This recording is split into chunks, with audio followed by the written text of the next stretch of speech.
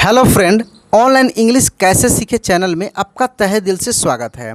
दोस्त, आज की इस क्लास में मैं स्वर वर्ण, उसके इंग्लिश और उसके मात्रा को मैं आपको याद कराऊंगा। साथ में मैं पूरे व्यंजन वर्ण को आज की इस क्लास में मैं आपको याद कराने वाला हूं। तो दोस्त, यदि आप इस चैनल को सब्सक्राइब नहीं किए हैं तो कर लीजिए। और आइए दोस्त, बिना देरी किए हुए इस क्लास को हम शुरू करते हैं और आपको एक बार मैं इसको पढ़कर सुनाता हूं और मैं आपको याद भी कराऊंगा। चलिए, यहाँ पे पहले मैं पढ़ता हूँ दोस्त। देखिए, ए से अ, डबल ए से आ, आई से ई, डबल ई से ई, यू से ऊ, डबल ओ से ऊ, ई से ए आई से ऐ, ओ से ओ, ए यू से औ, ए एन से अन और ए एच से अह। मेरे दोस्त, यहाँ पे आ का इंग्लिश आप डबल ए और ए दोनों यूज कर लेंगे। बड़ी ई का डबल ई और आई दोनों यूज कर सकते हैं। बड़ा ऊ का डबल ओ और यू दोनों यूज कर सकते हैं। मात्रा देखेंगे मेरे दोस्त, यहाँ पे अ का मात्रा खाली होता है, आ के मात्रा में एक आकार होता है, छोटी की मात्रा ऐसे होता है, बड़ी की मात्रा जस्ट इसके उल्टा होता है, छोटा ऊ की मात्रा देखिए नीचे से है, बड़ा ऊ की मात्रा जस्ट इसके उल्टा है, ए की मात्रा एक एकले है जो अक्षर के ऊपर लगता है, आई की मात्रा दो एकले है, ओ की मात्रा एक आकार पे ये एकले है, औ की मात्रा पे एक आकार पे दो एकले है, अन की मात्रा बिंदी है और अह की मात्रा दो ठो बिंदी जो किसी भी अक्षर के आगे लगता है। मेरे दोस्त, इसमें जो गोला आप देख रहे हैं, इस गोला के जगह पे कोई अक्षर आएगा। क्या आएगा? कोई भी अक्षर आएगा, यानी ये मात्रा नहीं है। मात्रा ये वाला जो दिख रहा है आपको, ये पर्सन, ये यानी गोला हटाकर जो दिख रहा है वो मात्रा है। ठीक है, वहीं किसी भी अक्षर में लगता है, यानी ये जो गोल है इसके जगह पे कोई अक्षर आएगा, जैसे क हो, च हो, ट कुछ भी आएगा। ठीक है, चलिए इसके आगे मेरे दोस्त यहाँ पे मैं व्यंजन वर्ण को आपको पढ़कर बताता हूँ, जिससे आप देखकर आसानी से इसको याद कर पाएंगे, सीख पाएंगे। क्योंकि इंग्लिश पढ़ने लिखने के लिए आपको इन दो चीज़ों की ज़रूरत बहुत ज़्यादा होती है। आपको व्यंजन वर्ण आना चाहिए पूरा हिंदी और इंग्लिश में, और साथ में स्वर वर्ण जो मैं आपको बताया हूँ। ठीक है, चलिए यहाँ से हम पढ़ते हैं मेरे दोस्त। के से क, के एच से ख, जी से ग, जी एच से घ, एन जी या एन दोनों से होता है अंग। ठीक है, आप केवल एन भी याद रख सकते हैं। देखिए, सी एच से च, सी डबल एच से छ, जे से ज, जे एच से झ, वाई एन या एन से आप यह याद रख सकते हैं। ठीक है, केवल आप एन भी याद रख सकते हैं। टी से ट, टी एच से ठ, डी से ड, डी एच से ढ और एन से अड़। ठीक है, टी से त, टी एच से थ, डी से द, डी एच से ध और एन से यहाँ पे देखेंगे मेरे दोस्त क्या है? न है। तो आप यहाँ से लेकर मेरे दोस्त, यहाँ से यानी अंग से लेकर और न तक आप चारों का, जैसे अंग है, यहाँ पे य है, अड़ है और न है, ये चारों का मेरे दोस्त आप केवल और केवल एन याद रख सकते हैं, कोई दिक्कत नहीं होगा। बाकी अब हम लोग आगे बढ़ते हैं। अच्छा, थोड़ा सा इसको दिमाग में रखने के लिए मैं, हालांकि पिछले क्लास में भी बताया था, यहाँ पे आपको पहले वाला और ये बीच वाला का इंग्लिश याद रखना पड़ता है। बाकी पहले वाले में एच जोड़कर दूसरा हो जाता है, बीच वाले में एच जोड़कर चौथा हो जाएगा, लास्ट वाला का एन आपको याद रखना है कहाँ से?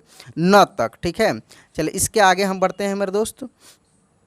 देखिए यहाँ पे पी से प, पी एच से फ, बी से ब, बी एच से भ और एम से हो जाता है म। ठीक है, देखिए पी प, हालांकि जब इसको आप अच्छे से सोचेंगे, इसके बारे में देखेंगे, तो जो इंग्लिश है उसी में हिंदी छुपा हुआ है और हिंदी में ही इंग्लिश छुपा हुआ है। जैसे आप बोलेंगे पी, तो देखिए प कहाँ रहा है कि नहीं? प पी पी। ठीक है, बी ब इसमें आ रहा है कि नहीं? आ रहा है, इसी में छुपा हुआ है मेरे दोस्त। और जब ये आपको आ रहा है तो फिर इसमें एच जोड़कर अगला आप याद कर सकते हैं। ठीक है, चलिए आगे देखेंगे मेरे दोस्त। वाई से य, आर से र, एल से ल, डब्लू से भी वाह होता है मेरे दोस्त और भी से भी वाह होता है। ठीक है, एस एस से तालव्य श, एस एच, देखिए एस एस से मूर्धन्य श, एस से दंत स, एच से ह, KSH से छ, TR से त्र। देखिए मेरे दोस्त चार जो वर्ण होता है संयुक्त होता है, कौन कौन सा होता है इसके बारे में थोड़ा सा सीखेंगे। एक होता है मेरे दोस्त छ, क्या होता है, छ होता है। दूसरा होता है त्र, तीसरा होता है ज्ञ, और एक और होता है श्र। अब इसके इंग्लिश में बड़ा परेशानी होती है दोस्तों को, तो मैं बता दूं, छ जो है मेरे दोस्त ये आधा क, ठीक ना, और मूर्धन्य श के मिलने से बना है, तो इसलिए आधा क का के हो जाता है और इसका एस एच हो जाता है। जैसे यहाँ से आप देखे हैं एस एच, ठीक है। तो जैसे छ का हम के एस एच यहाँ से हम लोग याद करते हैं, ठीक है। अच्छा त्र, देखिए पोल कर देखेंगे मेरे दोस्त, त्र यानी त और र का उच्चारण हो रहा है ना, यानी ये आधा त और र के मिलने से बना है। तो त का इंग्लिश टी होता है और र का इंग्लिश आर होता है, तो त्र का हो गया, ठीक है। तो टी आर से त्र।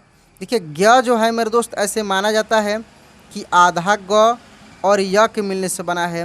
बहुत जगह मेरे दोस्त आपको मिल जाता है आधा ज और य के मिलने से बना है।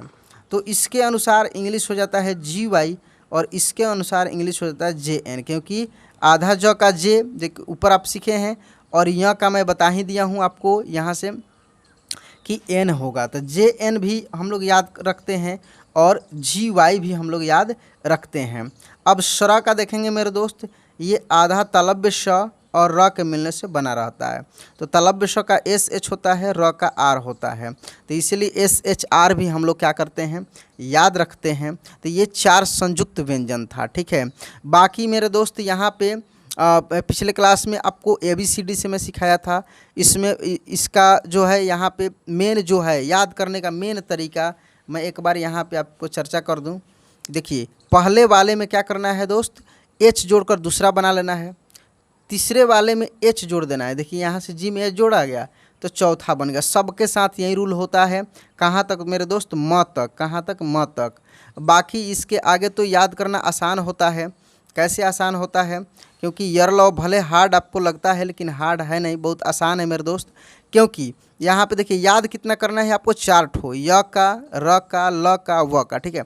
इसके बाद तलव्य श का, देखिए तलव्य श का जो इंग्लिश है वही मूर्धन्य श का है, सेम है, दिमाग में रहेगा कि दो ऐसा है जिसका सेम है, और इस जो सेम है इसको तोड़ देना है, यानी SH है ना, तो एक S करेंगे तो दंत स का हो जाएगा और एक H ले आ देंगे तो ये ह का हो जाएगा।